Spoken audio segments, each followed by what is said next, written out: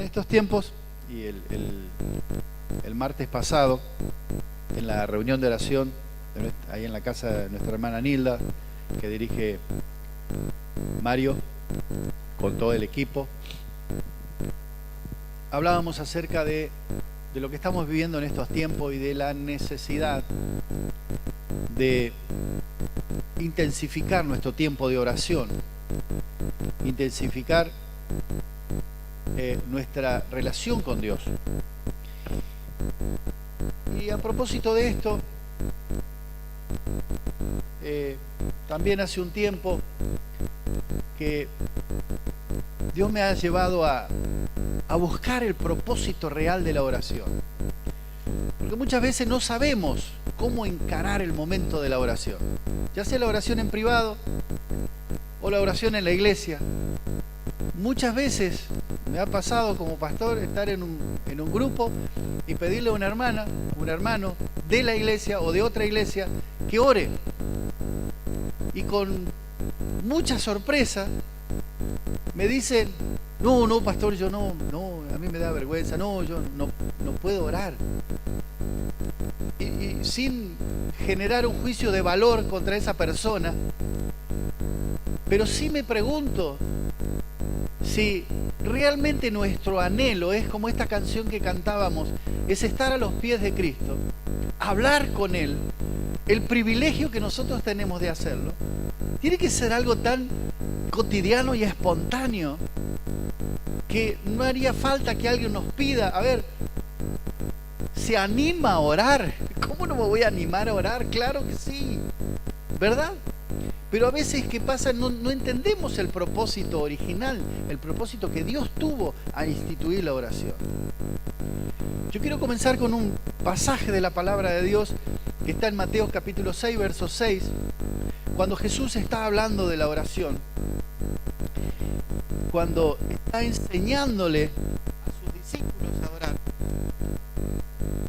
Dice así: mas tú, cuando ores, entra en tu aposento y cerrada la puerta, ora a tu Padre que está en secreto, y tu Padre que ve en lo secreto te recompensará en público.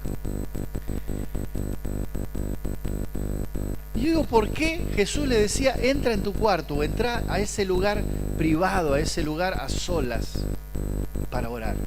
¿Por qué no podemos hacerlo en público? Porque eso habla de una relación diferente, una oración diferente que la que yo puedo hacer delante de las personas, quizás con el propósito de que escuchen qué lindo que oro, o las palabras difíciles. Yo a veces he comentado en una iglesia particular, estuve donde empezamos a orar en círculo y unas hermanas empezaron a orar y yo no entendía. Y yo decía, oran en lengua, pero no, hablaban con unas palabras tan raras. Y yo decía, ¿será que ellos creen que Dios necesita palabras extrañas para escuchar? Cuando en realidad lo que Dios busca es que nosotros abramos nuestro corazón. Una vez iba un niño pequeño de unos 9, 10 años caminando con su papá y le dice: papá, ¿qué tan grande es Dios? ¿Cómo de grande es Dios? Y él tenía esa intriga en la cabeza. Y el papá no encontraba una figura, una imagen como para comparar. A ver, quería hablarle de un elefante, pero un elefante no podía. Entonces mira hacia arriba, pasaba un avión volando. Le dice: ¿ves ese avión? ¿A dónde? Allá, mira, ¿ves donde da ese chorrito blanco atrás? En la puntita de una cosita gris, media negra, así. Ese es un avión. ¿Cómo lo ves? Y apenas, papá, si se ve chiquitita, ya apenas se ve. Bueno, salieron de ahí, subieron al auto y el papá lo llevó al aeropuerto. Había un avión estacionado ahí en la pista, se bajan, pueden acceder a ese lugar, no abajo del avión, pero sí cerca, y ven el avión.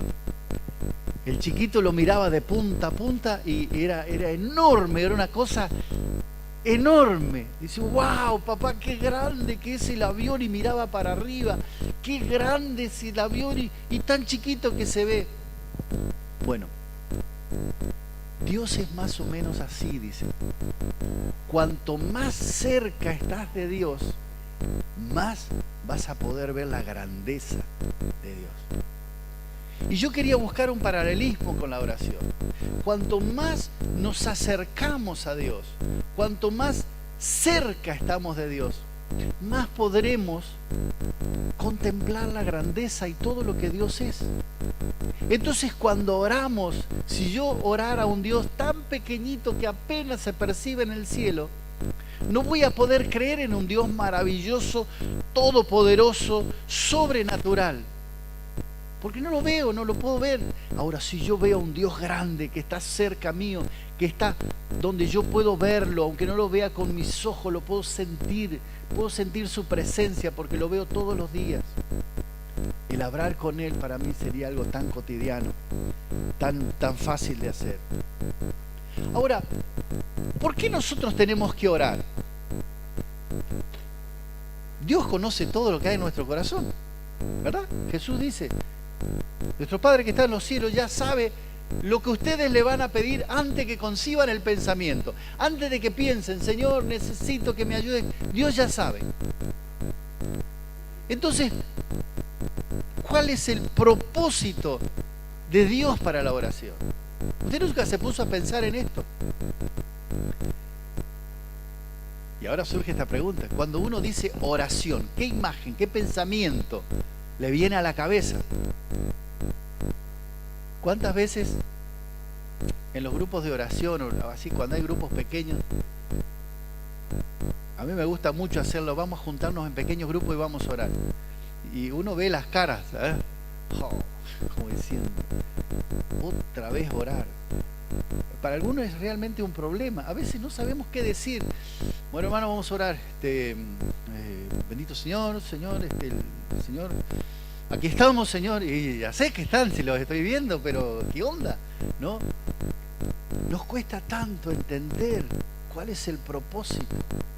Me gustaría en esta noche, aunque sea pequeñamente, tratar de analizar el propósito por la cual Dios creó la oración, o cuál es el propósito que deberíamos tener nosotros para orar.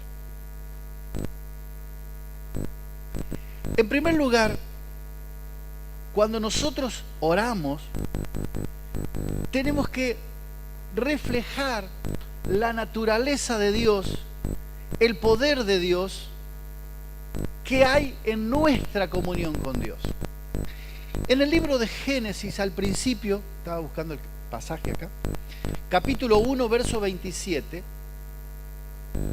dice, y Dios creó al ser humano a su imagen, lo creó a imagen de Dios, hombre y mujer los creó.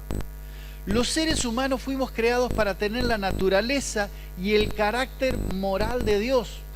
Fuimos creados con la esencia del amor. Hace poco hablábamos que la parte más importante que Dios sembró en nuestro corazón es su amor, que es la esencia de lo que Dios es. Entonces en nuestra oración se debe reflejar esa naturaleza de Dios, lo que nosotros tenemos de Dios. Entonces cuando comenzamos a orar,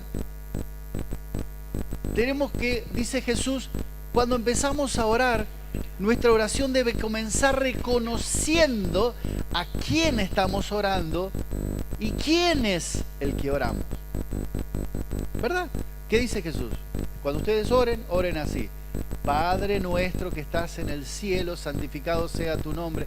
Ese principio de la oración que todos conocemos y muchas veces hasta recitamos. Pero cuando comenzamos a tener ese tiempo reconociendo lo que Dios es realmente y conectando mi naturaleza humana, pero la esencia que Dios puso en mí como hombre, para que Él diga que yo fui creado a su imagen, no igual, a su imagen. Quiere decir que en mí y en cada uno de nosotros hay algo de Dios. Y esa esencia, ese algo, se conecta con Dios en la oración. ¿Me estoy explicando? Cuando yo comienzo a orar, algo sucede muy importante en el mundo espiritual. Por eso muchas veces nos cuesta tanto orar. Por eso muchas veces el diablo pone En el momento que estamos orando, otros pensamientos. Empezamos a orar. Entonces vienen otros pensamientos. Yo lo ora conmigo, ¡ay, qué hombre que tengo! Y digo, Señor, entonces ahora con los hermanos, ya está molestando, haciendo ruido, ¿verdad? Y empiezan a surgir pensamientos. ¿Le pasa? A mí me pasa. Uno empieza a orar en la iglesia, estamos orando, el pastor empieza a ministrar y orar y los chicos corren, alguno que se cae, se pelea, porque el enemigo no quiere que nosotros tengamos esa intimidad, esa relación de espíritu a espíritu. Porque es lo que el diablo no puede quitarnos. Por eso trata de robarnos el pensamiento, de llevar nuestra mente a otro lugar.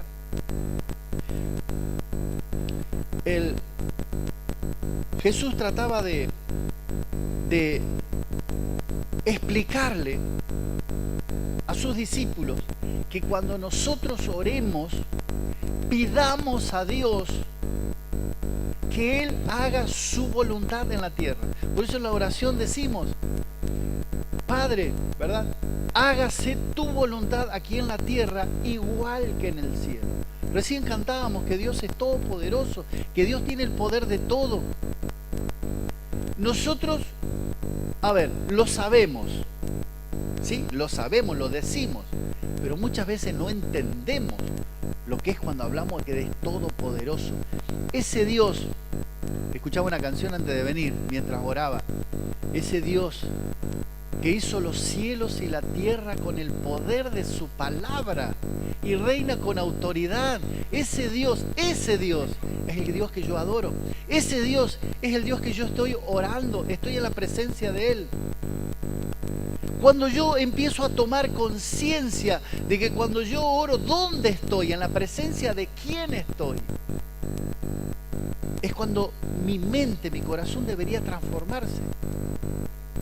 Pero muchas veces estamos tan acostumbrados a esas oraciones tan livianas. Tenemos un problema económico, de salud y qué sé yo, y oramos. Padre Santo, te pido en este momento que obres en la vida de mi hijo, de mi hija, de mi amigo que está enfermo, que puedas obrar con tu poder. Y declaramos sanidad. Aleluya, amén. Y ya está. Y el Señor dice, ¿y si yo no quiero? ¿Y si no están mis planes? Si mis planes es que Él sufra un poco más para que Él reconozca quién soy y para que mi poder se manifieste en esa enfermedad, para que todo el grupo que está ahí crea en mí. Nosotros tenemos casos ya paradigmáticos icónicos en nuestra iglesia. Cuando estaba enfermo Leo, que los médicos venían y decían, doctor, ¿cómo está? Nos hacían así. No sabíamos si le habían puesto esos perritos que ponen atrás, esos que venían antes. Nos decían, no se hagan ilusiones, no tengan esperanza. A veces sin saber que nosotros lo conocíamos a Leo, yo preguntaba a médicos amigos, a una doctora amiga que está trabajando ahí en terapia, y yo le decía, che, ¿cómo está Leo? No creemos que pase esta noche. Y yo decía, qué grande el Señor. Yo estaba tan seguro que Leo iba a salir bien. Yo decía, qué grande el Señor, porque todos estos Dios les va a tapar la boca. Y así fue. Todos los que decían, Él no va a salir caminando de acá, Él no va a salir bien, va a salir con secuelas, Dios les tapó la boca porque se manifestó la gloria de Él. ¿Estuvimos orando por Él? Claro que sí. Pero muchas veces declaramos, muchos de los que estábamos orando y algunos de los que están acá se van a acordar, Señor, que se haga tu voluntad, que se haga tu voluntad, tu perfecta voluntad. Yo me acuerdo que orábamos en ese sentido, creyendo en el poder sanador de Dios. Entonces, cuando Jesús nos dice que nosotros tenemos que pedir que Dios haga su voluntad en esta tierra como se haga en el cielo, es creer, si nosotros declaramos que Dios tiene un plan para mi vida, un plan para mi familia, un plan para mis amigos, un plan para la iglesia, un plan para el ministerio. Si Él tiene un plan perfecto, lo que está sucediendo no es una casualidad, es parte de su plan. Yo tengo algo de mi salud que vengo orando hace un buen tiempo. Y la vez pasada hablábamos con el pastor, él oraba. Y el domingo pasado yo estaba ahí, Señor, ¿será que hoy me va a tocar a mí? ¿Será que hoy me va a tocar a mí tocarme con tu mano de sanidad. Y me fui del templo, nada, ¿no? Porque yo creía, siempre creo que Dios puede hacer el milagro. Pero yo creo que eso también es parte del plan de Dios para algo. Porque Dios quiere demostrarme algo a mí y quizás a personas de mi entorno. Entonces yo tengo que pedir y estoy orando en la dirección de que Él me ayude a pasar esta prueba, para pasar este momento, sobrellevar esta dificultad de salud que tengo. Y entendí cuando empecé a estudiar el tema de la oración que nosotros tenemos que aprender a orar en esa dirección. A veces cuando tenemos problemas económicos oramos para que el Señor, como si fuera un ministro de Economía del cielo, nos mande así con una bolsa de dólares. Esta semana leí algo, dice, si aprendemos a orar en inglés, las bendiciones van a venir en dólares. Pero no, mire, yo tengo a alguien que habla inglés en casa, orábamos en inglés, pero ni peso. Cuando muchas veces oramos por economía en nuestra casa, si somos sensibles al plan de Dios, Dios nos va a llevar a orar por sabiduría para administrar los bienes, para poder administrar lo que Dios nos da. Dios nos va dando, muchas veces somos malos administradores, ¿o no? ¿O no? Pero cuando nosotros oramos para que Dios haga su voluntad en nuestro espíritu, en nuestro corazón, sentimos paz. Porque si Dios hace la voluntad, la palabra de Dios dice que su voluntad es perfecta y es santa. Y en una voluntad perfecta y santa de un Dios que su esencia es amor, nada malo me va a pasar. Y si por mi problema de salud me tengo que morir, mejor que espere. No, o sea, está bien para ir al cielo, pero es una cosa que es urgente, digamos, no tengo ningún apuro, ¿no?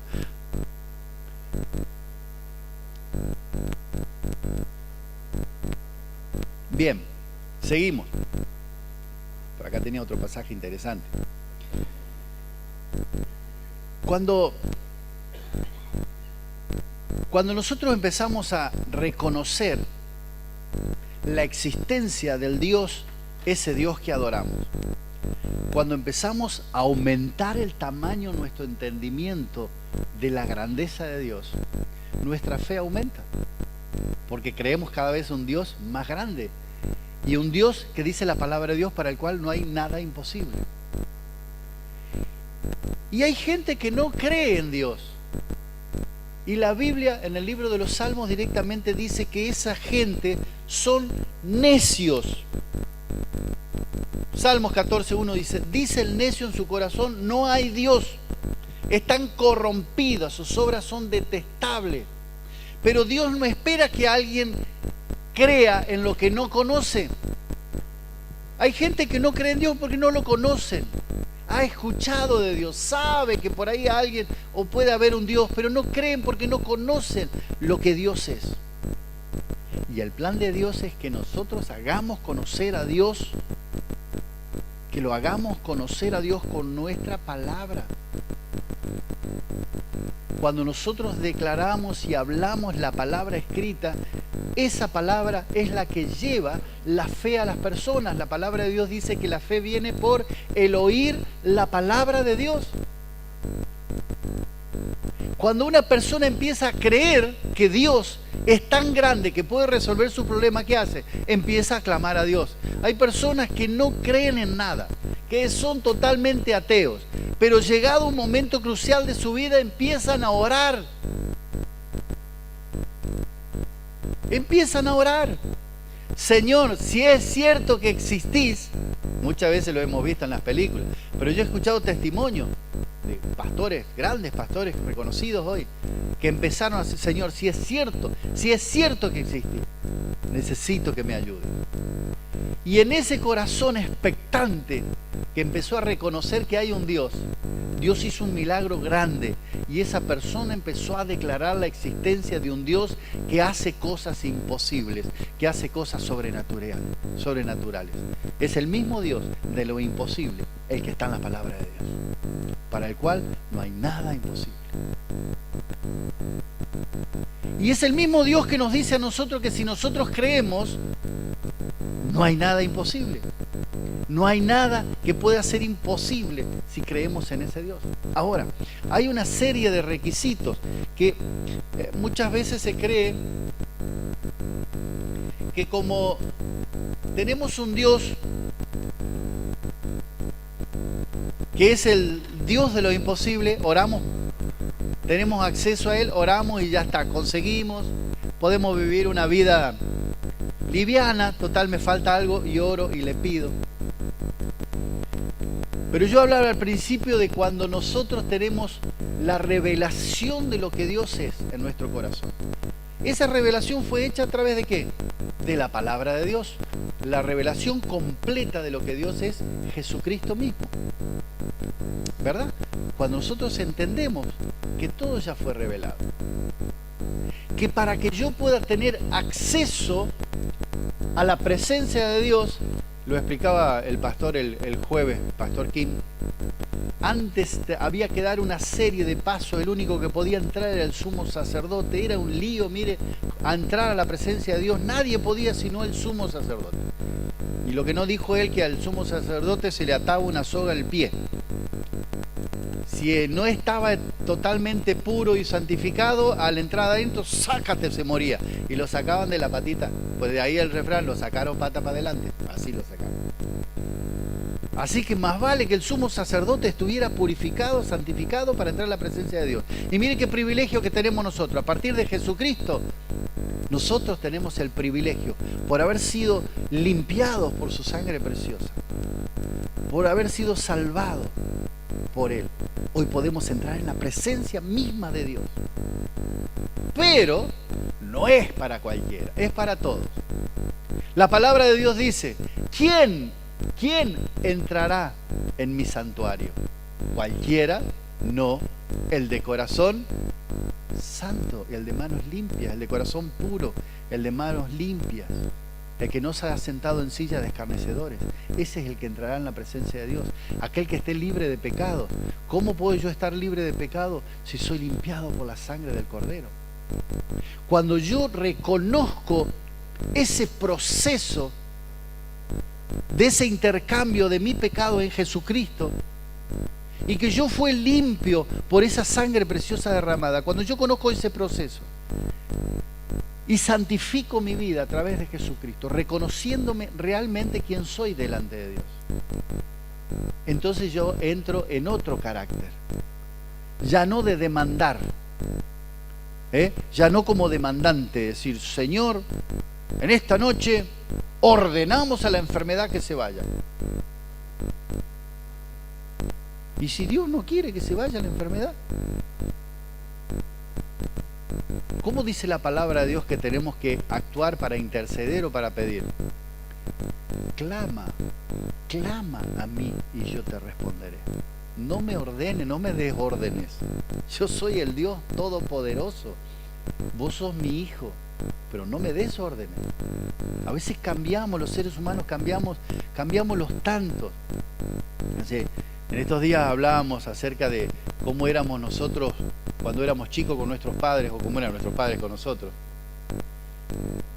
Mi papá estaba hablando con mi mamá en la mesa, uno se metía, él nos miraba.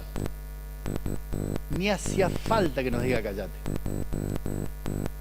Hoy andar a decirle a los chicos, callate. ¿Y quién sos vos para callarme? ¿Qué sé yo cuánto? Y ya de a poco te invita a ir afuera a pelear. Los chiquitos en algunas horas felices, y bueno, que están acá me van a poder. Te dije que me dé otro alfajor si no voy a mi casa y busco un cuchillo y te voy a enseñar a ver si no me va a dar. ¿Pasó o no pasó en la hora feliz?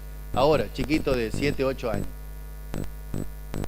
Y a veces creemos que nosotros podemos manipular a Dios de esa manera. Si no me das esto que te pido, no voy más a la iglesia.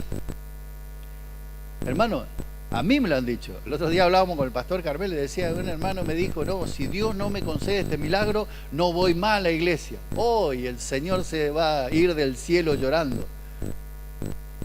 Cuando en realidad somos nosotros decir, Señor, voy a venir todos los domingos a humillarme, a postrarme, porque si no haces el milagro es porque todavía estás tratando, tu plan está tratando de resolverse en mi vida. Y quizás yo sea piedra de tropiezo. Porque si tu plan en mi vida no se cumple, tampoco se cumple el plan en otros que vos tenés planeado con mi intervención.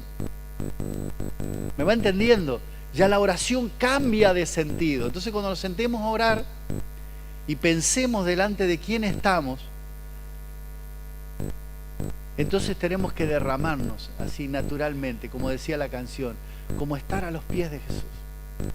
Esta mujer, siempre yo tengo esa imagen de una mujer que todos reconocían que era pecadora y ella sin embargo lloraba y con sus lágrimas mojaba los pies del maestro y los secaba con su cabello. Era la humillación más grande que una persona podía tener. Y a ella no le importó. Pero ella estaba en el mejor lugar, porque estaba al lado del maestro. Y ese lugar que nosotros tenemos que buscar. Y cuando nosotros estamos en esa posición, cuando reconocemos quién es Dios, lo poderoso, el Rey de Reyes, el Príncipe de Paz, el Dios de misericordia, el Dios de amor, ese Dios con todos los atributos que dice su palabra, y podemos entrar en su presencia, a solas, nuestra oración cambia. Nuestra oración cambia. Muchas veces, muchas más de las que a mí me gusta, yo me despierto a las 4 de la mañana.